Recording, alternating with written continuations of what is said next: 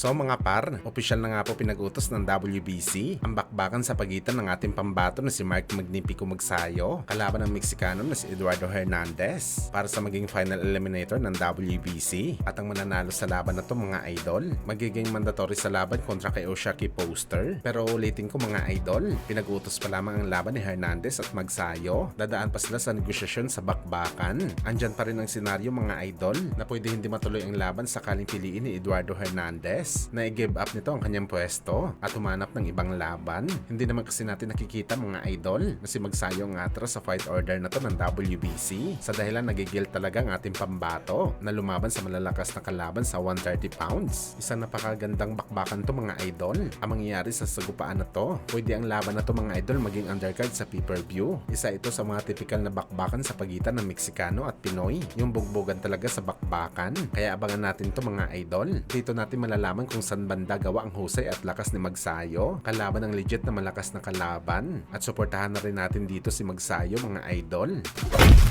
Samantala sa naging panayam naman po mga idol ng ama ng WBO welterweight champion Brian Norman Jr. na si Senior. Siniwalat nito mga idol ang totoong pagkatao ni Tank Davis. Ano niya mga boss? Matagal na daw nito sinasabi sa lahat ng kanyang interview na mali daw ang pagkilala natin kay Tank Davis. Na isa itong durable na klaseng fighter. Mentally unstable daw ito mga idol. Wala daw sa pagkatao ni Tank Davis ang pagiging halimaw. Pero wala daw may naniwala kay Brian Norman Senior dati. Pero nang na-expose daw si Tank Davis sa laban nito kay Lamont Roach Jr. Unti-unti na daw nalilinawan ng mga tao na hindi talaga ganong katibay si Tank Davis na klaseng boxer. Makailang beses na daw kasi nakita ni Norman Sr. mga idol si Tank Davis sa kanyang naging sparring na nasaktan nito sa bakbakan at gumagawa daw ito palagi ng alibay para ihinto ang sparring kapag nalugi siya at isa daw ang kanyang anak na si Norman Jr. ang gumawa nito kay Tank Davis. Ang pagluhod daw ni Tank Davis sa laban nito kay Roach, nagpapakita lang ito na wala siyang mental toughness sa bakbakan. Pag naramdaman daw kasi nito mga idol, nalugi ito sa bakbakan bigla itong bibigay. At dahil sa revelasyon na to ni Norman Sr. mga idol, para sa atin mga boss, panis pala si Tank Davis sa ating kababayan na si General Casimero kapag mental toughness lamang ang pag-uusapan.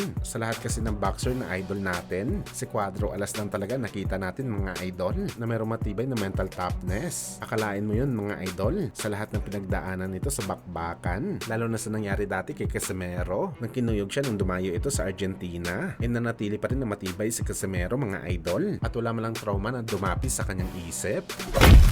Sa kabilang banda naman mga idol, ayon nga po sa rumors sa social media para sa upcoming fight ni Naoya Inoue kalaban si Ramon Cardenas nagaganapin sa Mayo sa T-Mobile Arena sa Las Vegas. Nagkakaroon daw ng problema ang Taparang Promotion mga idol para i-promote at ibenta ang laban ni Inoue. Pinaplano daw nila mga idol na dagdagan pa ng malakas na undercard sa laban ni Inoue maliban sa WBO champion sa Rafael Espinosa para makabenta lang daw ng malaki. Bukod daw kasi mga idol nakasabayan ni Inoue sa Mayo 5 sina Canelo Alvarez at Ryan Garcia under sa promotion ni Torque Alalship. Matumal daw talagang bintahan sa laban ni Inoue dahil kakaunti lamang ang fans na meron si Inoue sa US. At itong sinasabi ko mga idol, kailangan talaga ni Inoue na mapantayan ang numbers ni Manny Pacquiao sa T-Mobile Arena para kilalanin ito na next Asian Boxing Global Superstar.